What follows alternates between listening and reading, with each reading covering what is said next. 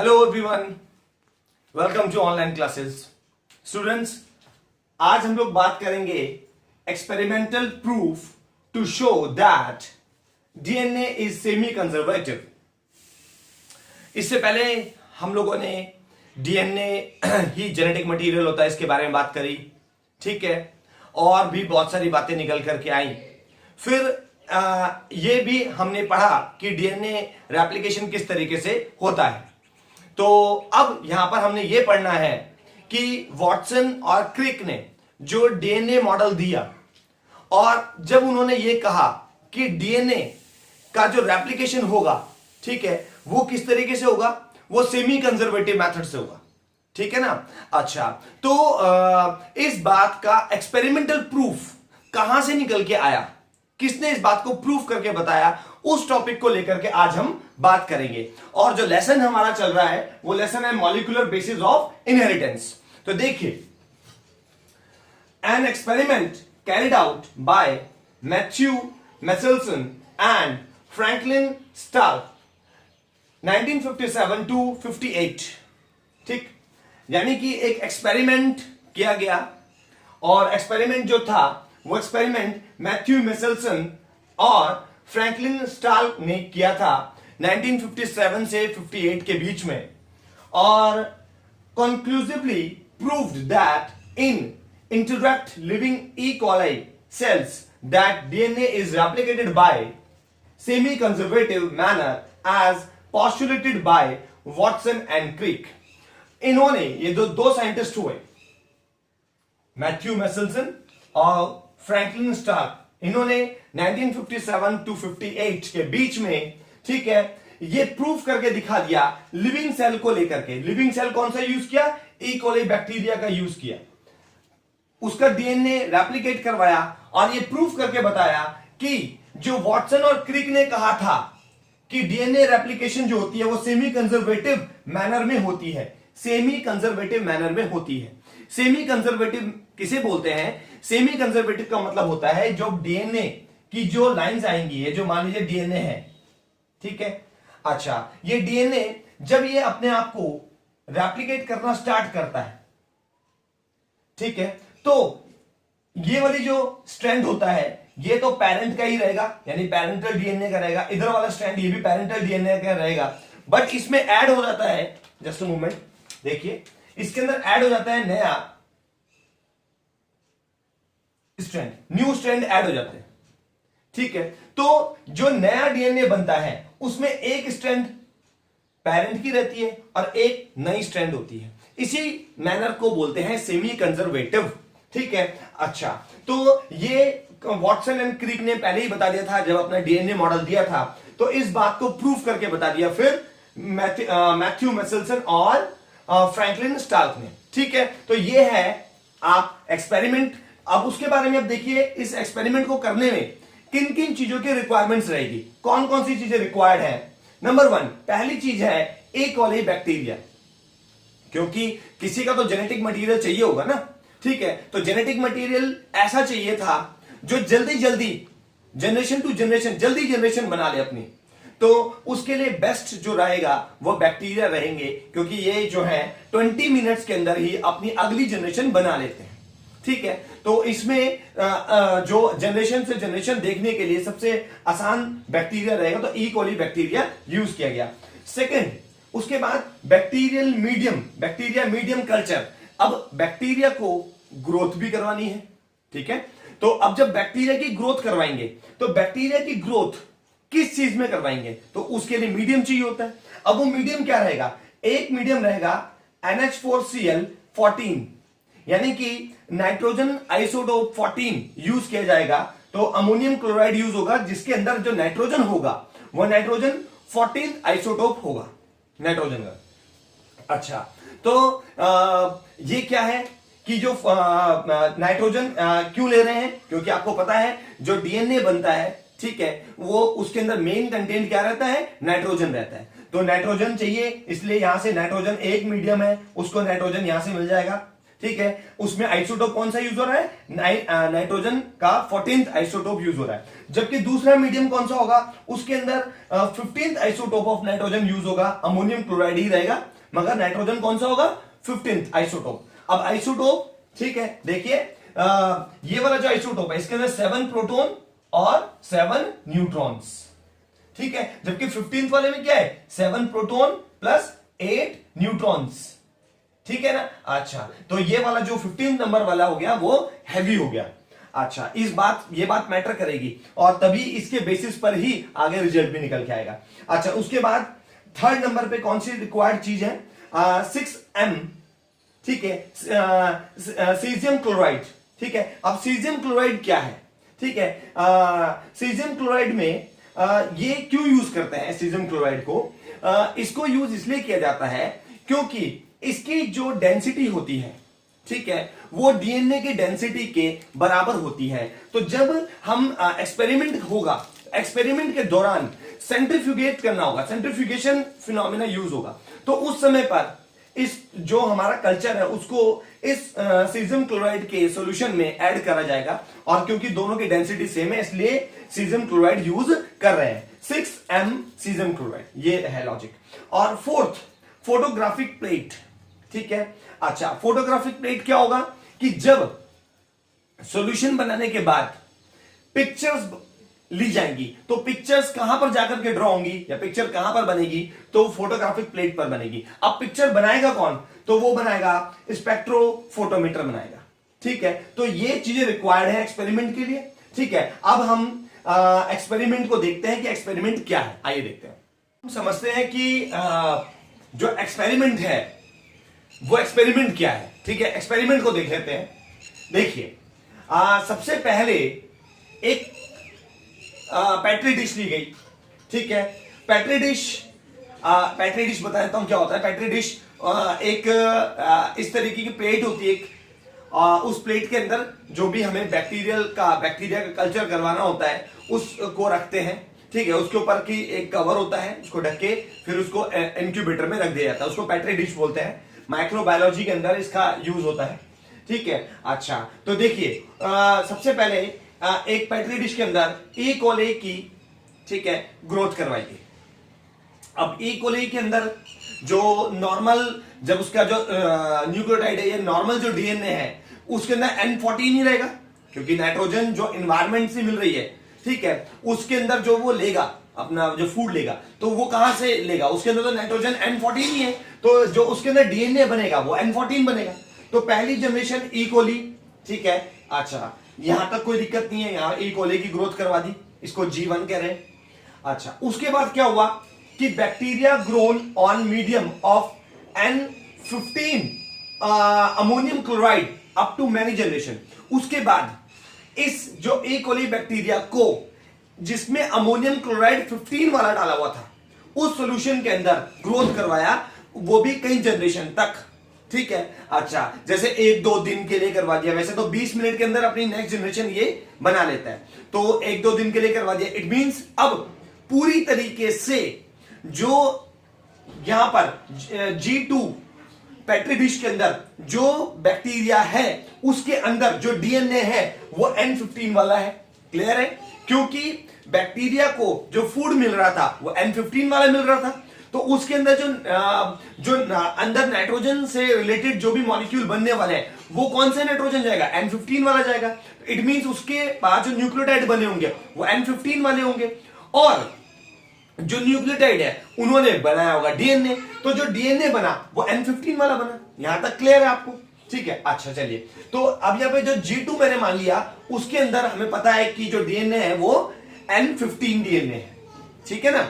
अच्छा जी, उसके बाद क्या हुआ कि अब ये जो N15 वाला जो डीएनए वाला जो बैक्टीरिया है इसमें इसको ग्रोथ करवाया गया। देखिए, N15 DNA containing bacteria grown on medium of N14, यानी कि N14 अमोनियम क्लोराइड वाला जो सॉल्यूशन है, मीडियम है, उसके अंदर इस वाले G2 को ग्रोथ करवाई गई।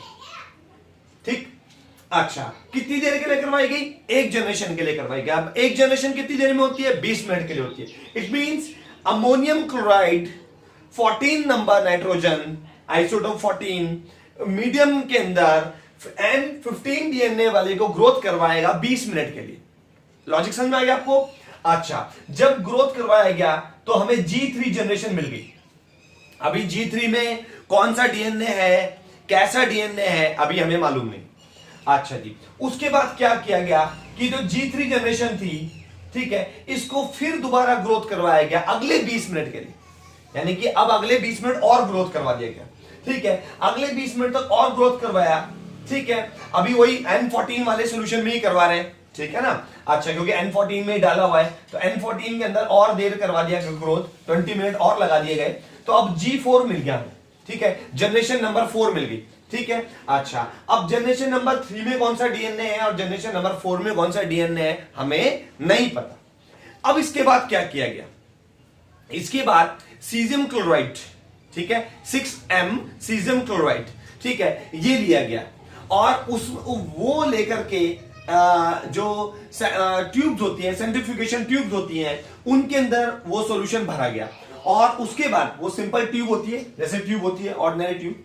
अच्छा, और उसके बाद उसके अंदर पहले जो G1 का जो बैक्टीरिया था, ठीक है, उसको किसमें मिलाया गया, caesium chloride 6M caesium chloride में मिलाया गया G1 को। और जब G1 को मिलाया, इसके बाद इसको सेंट्रीफ्यूगेशन मशीन से, ठीक है, इसको रोटेट करवाया गया, जैसे इसको, ठीक है, इसके आरपीएम सेट कर दिए गए 1000-2000 आरपीएम पर इसको सेंट्रीफ्यूगेट करवाते हैं।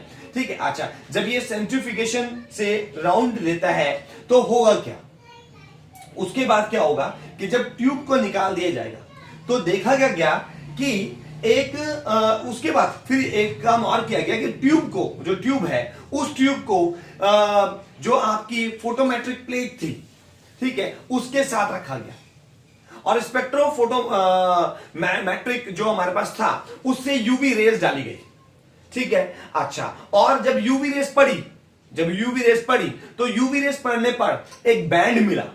ठीक है, क्या बैंड मिला, बैंड कहां मिला, देखिए G1 जो हमारे पास है, ठीक है, उस पर जो बैंड दिख रहा है वो बैंड ऊपर के पोर्शन में दिखाई दे रहा है। ठीक है, अच्छा, इसका मतलब जो हमारे पास ई कोली G1 जनरेशन में था, ठीक है, पहली जनरेशन में जो था उसका जो बैंड मिला वो बैंड अपर पोर्शन में मिला। अच्छा, फिर यहां से सैंपल लिया गया, इसको भी सेम प्रोसेस वही किया गया, 6M सीजियम क्लोराइड सॉल्यूशन में सेंट्रीफ्यूगेशन कराया गया सेम आरपीएम में। तो क्या पाया कि अब इसके अंदर 15N डीएनए था, तो इसकी जो बैंड मिली वो नीचे मिली, क्योंकि इसमें हैवियर डीएनए था तो इसकी बैंड नीचे मिलनी थी। ठीक है, 14 वाले की जो पहले वाला ई कोली है इसके अंदर बैंड अपर मिल रही है, ऊपर मिल रही है, और जो इसका जो डीएनए ये वाले जो बैंड है इसका बैंड नीचे मिल रहा है। ठीक है, क्योंकि वेट में फर्क है। अच्छा, अब अगर आगे सेमी कंजर्वेटिव मेथड से रेप्लिकेशन हुआ है तो क्या होगा, देखिए, तो अब की बार क्या हुआ कि जो बैंड मिली, जो इसकी जो जब सैंपल लेकर के फिर वही सेंट्रीफ्यूगेशन कराया गया 6M सीजियम क्लोराइड के साथ, तो क्या पाया गया कि बैंड कहां मिल रही है, मिडिल में मिल रही है, ना तो बिल्कुल ऊपर मिल रही है ना बिल्कुल नीचे मिल रही है, इन दोनों के बीच में मिल रही है। बैंड कहां मिल रही है, बीच में मिल रही है। ठीक है, अच्छा, ठीक है, ओके फाइन। उसके बाद क्या किया गया कि G4 में भी, ठीक है, एक बार फिर दोबारा से, ठीक है, वेरीफाई करने के लिए फिर दोबारा सेंट्रीफ्यूगेशन करवाया गया, सेम प्रोसेस। ठीक है, और क्या पाया कि अब की बार 2 बैंड मिल रहे हैं। ठीक है, एक बैंड तो मिडिल में मिल रहा है। ठीक है, अच्छा, ना तो नीचे वाला मिला मगर बीच वाला मिल रहा है। ठीक है, और जहां पे सबसे पहले ऊपर वाला पोजीशन पे एक बैंड मिल रहा था वहां भी बैंड मिल रहा है। ठीक है, अच्छा, तो ये क्लियर हो गया आपको। ठीक है, यानी अब एक बार दोबारा से रिपीट कर लेते हैं कि जब G1 का बैंड देखा गया तो सबसे ऊपर मिला, G2 का जो बैंड देखा गया वो सबसे नीचे मिला, G3 का बैंड मिडिल में मिला और G4 में 2 बैंड्स मिले, एक ऊपर एक मिडिल में, नीचे कोई बैंड नहीं मिला। ठीक है, अच्छा, अब देखिए यहां पर समझने की कोशिश करते हैं कि जब 14 वाले से 15 वाला बना होगा तो अब इसके अंदर जो डीएनए आया उसके अंदर 15 होगा, नाइट्रोजन 15 होगा, तो नाइट्रोजन 15 को मैं एक बार डीएनए बना देता हूं। ये नाइट्रोजन 15 का डीएनए है। ठीक है, अच्छा, ये नाइट्रोजन 15 वाले ने अपने आप को रेप्लिकेट किया होगा और रेप्लिकेट करके जब अपनी कॉपी बनाई होगी, तो ये जो नया डीएनए बना रहा है, ये नया डीएनए बना, तो जो नया डीएनए बना है ये दोनों स्ट्रैंड्स N15 और इसकी ये भी N15, इधर भी N15 और इधर भी N15, क्योंकि इसमें है ही 15, क्योंकि इसका जो सोर्स है, फूड जो है वो नाइट्रोजन 15 है, तो इसमें जो डीएनए रेप्लिकेट करेगा, ठीक है, तो 15 15 15 15 ही करेगा, ठीक है, क्योंकि उसे 15 ही मिल रहा है। अच्छा, अब इसके बाद जब उसको 14 में डाला गया, अगले मीडियम में लेके आए, जब 14 में डाला, तब क्या हुआ होगा? देखिए अगली बार क्या रहा होगा कि जब यहां से ये जो स्ट्रैंड ने रेप्लिकेशन की होगी, तो यहां से एक चेन तो 15 की आई होगी, और जो दूसरी चेन आई होगी, ठीक है, क्योंकि नई चेन बना लेता है, तो नई चेन जब नया फूड मिला उसको 14 वाला, तो उसने जो नई चेन बनाई वो 14 की बनाई होगी। बिल्कुल ऐसे ही हुआ होगा कुछ, है ना? अच्छा, ऐसे ही इधर ये ना, और इधर ये जो है नई चेन जो बनी वो 14 की बनी, ठीक है। तो ये वाला जो वेट आया, इसके अंदर रेड भी आ गया, ब्लू भी आ गया। इट मींस इसके अंदर 15 स्ट्रैंड वाला नाइट्रोजन भी है, क्योंकि जो उसको पेरेंट से मिला, यानी कि, और नया भी बन गया, ठीक है, क्योंकि नए फूड में डाला आपने उसको, नए मीडियम में डाला। तो इसके अंदर यहां पे मैं लिख भी देता हूं, ये देखिए, इसके अंदर N15 भी आ गया, एक स्ट्रैंड N15 की और एक स्ट्रैंड N14 की आ गई, ठीक है, N15 और N14 की आ गई। तब N15 N14 दोनों स्ट्रैंड मिक्सअप स्ट्रैंड्स बन गई ना, ठीक है। तो वेट कैसा बन गया? इंटरमीडिएट वेट बन गया, ठीक है, ना तो बिल्कुल हल्का ना बिल्कुल भारी, इंटरमीडिएट वेट है। इट मींस बीच में बैंड आना चाहिए था, देखिए बीच में बैंड आया। क्लियर है बात? ठीक है। अच्छा, उसके बाद क्या रहा कि आगे ग्रोथ होती रही, आगे चल करके इन्होंने फिर दोबारा अगली जनरेशन में ग्रोथ करवाई। जब अगली जनरेशन में ग्रोथ करवाई तो क्या पाया? तो क्योंकि दो बैंड क्यों मिल रहे हैं, ठीक है। देखिए अब क्या रहा होगा कि जब अगर मैं इन डीएनए के बैंड बनवाऊं, ठीक है, आगे इसको कर देते हैं पहले, ये एक डीएनए है, ठीक है। अच्छा, अगर इनको भी आगे रेप्लिकेशन होती है इनमें भी, तो क्या होगा? देखिए, एक स्ट्रैंड तो N15 की आएगी और दूसरी N14 की आएगी, ठीक है। अच्छा, और इधर से क्या जाएगा? इधर से N14 की एक स्ट्रैंड जाएगी, और जो नई ऐड होगी वो भी N14 ऐड होगा, ठीक है। ऐसे इस तरफ चलते हैं, इधर से जब रेप्लिकेशन होगी तो क्या होगा? इधर से एक स्ट्रैंड N15 की आएगी और इधर एक N14 रहेगा, और इधर वाली स्ट्रैंड जब रेप्लिकेट करेगी तो N14 और नया जो ऐड होगा वो भी N14 ऐड होगा, ठीक है। तो यहां पर क्या हो गया? देखिए यहां पर जो आया, यहां पर क्या आ रहा है, यानी कि G4 जनरेशन में क्या पाया? एक स्ट्रैंड N15 और दूसरी तरफ N14, यानी कि एक इंटरमीडिएट नया डीएनए बन गया और दूसरी तरफ N14 वाला डीएनए मिला, और इधर भी N14 डीएनए मिला, इनके जो नए रेप्लिकेशन हो रही है, ठीक है। और जबकि इस जो एक और है, यहां पर क्या मिला? एक स्ट्रैंड N15 और जबकि इसमें N14, ठीक है। अच्छा, तो अब देखिए, तो क्या होना चाहिए था कि दो जो नए डीएनए बने हैं यहां पर, ठीक है, वो तो 14 के हैं। देखा इसमें आपने, जब हमने G4 में देखा बैंड, तो एक 14 का ऊपर अपर बैंड आ गया, क्योंकि वो तो N14 दे रहा था, तो जो क्योंकि यहां पे देखिए N14 से तो बने ना, तो अपर बैंड आ गया। जबकि दो जो नए डीएनए बने इधर, ये कौन है? ये इंटरमीडिएट वाले हैं, तो यहां पर इंटरमीडिएट भी आ गया, 15 रहा ही नहीं, ठीक है। तो ये बात क्या प्रूफ कर रही है? ये बात ये प्रूफ कर रही है कि डीएनए जो होता है वो सेमी कंजर्वेटिव मेथड से रेप्लिकेट करता है, ठीक है। अब ना हम एक बात समझ लेते हैं कि ये तो क्लियर हो गया बात कि डीएनए जो है वो सेमी कंजर्वेटिव मोड से ही रेप्लिकेशन करता है। मगर आपको ध्यान होगा, जब हम प्रीवियस जो हमारा वीडियो था उसमें हम देख रहे थे, उसमें हमने चर्चा करी थी कि एक बात और निकल के आई थी, दो बातें और निकल के आई थी कि डीएनए जो है वो डिस्पर्सिव मेथड से और कंजर्वेटिव मेथड से भी कर सकता है।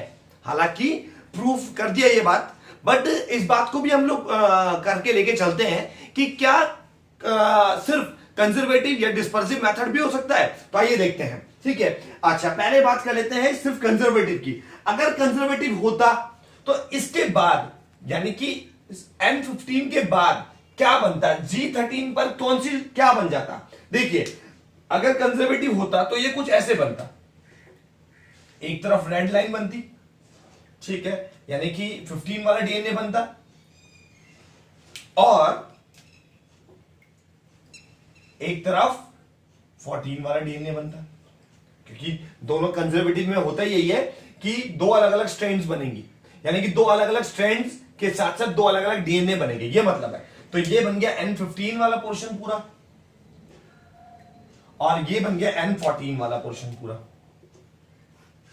तो जब G3 जो ट्यूब है, ये जो G3 ट्यूब है, इसके अंदर कायदे से क्या होना चाहिए था, G3 ट्यूब के अंदर दो हमारे पास बनने चाहिए थे बैंड्स। तो कायदे से बनना क्या चाहिए था कि दो बैंड बनने चाहिए थे G3 में, ठीक है, जबकि बन क्या रहा है, ओनली वन बैंड। तो एक बनता बिल्कुल नीचे और एक बनता बिल्कुल ऊपर, जैसे यहां पर हो रहा था G1 में एक बिल्कुल ऊपर और G2 में एक बिल्कुल नीचे।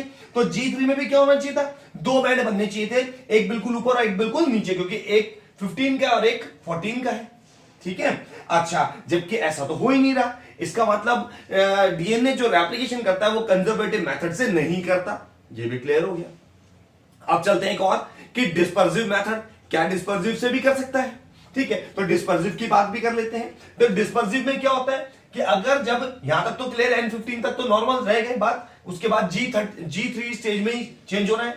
तो उसमें क्या बनता था कि ये एक नहीं, इसमें ऐसे बनेगा कि ये एक लाइन आती है, तो एक लाइन एक स्ट्रैंड के एक पार्ट फिर 14 का बनता है, फिर 15 का बनता है, तो फिर 14 का बनता है, फिर ऐसे ही 15 का।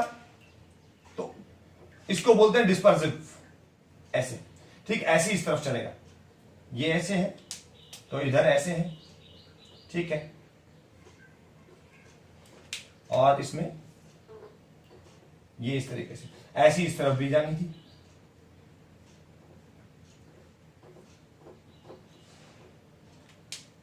देखिए,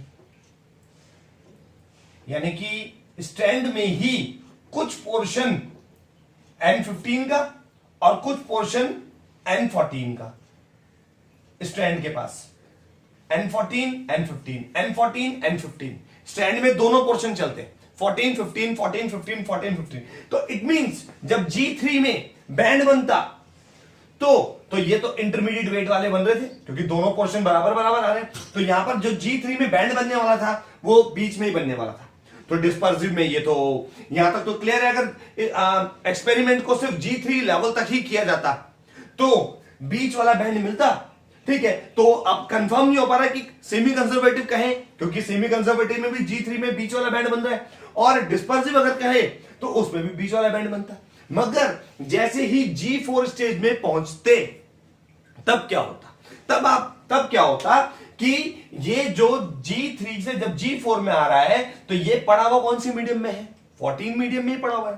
तो इट मींस जब ये आगे रेप्लिकेशन करेंगे तो इनमें होगा क्या कि जो इनकी स्ट्रैंड बनती जा रही है उसमें जो 15 की परसेंटेज है वो कम होती चली जाएगी, और जो 14 की परसेंटेज है वो बढ़ती चली जाएगी, ठीक है। तो इट मींस होना क्या था कि जब ये G4 में बनता, अगर डिस्पर्सिव हो रहा होता और जब ये G4 बनता तो एक तो आपको पता है बिल्कुल ऊपर आता है, एक बिल्कुल नीचे आता है, एक बैंड, और एक बैंड बीच में आता है, ऐसे होता है।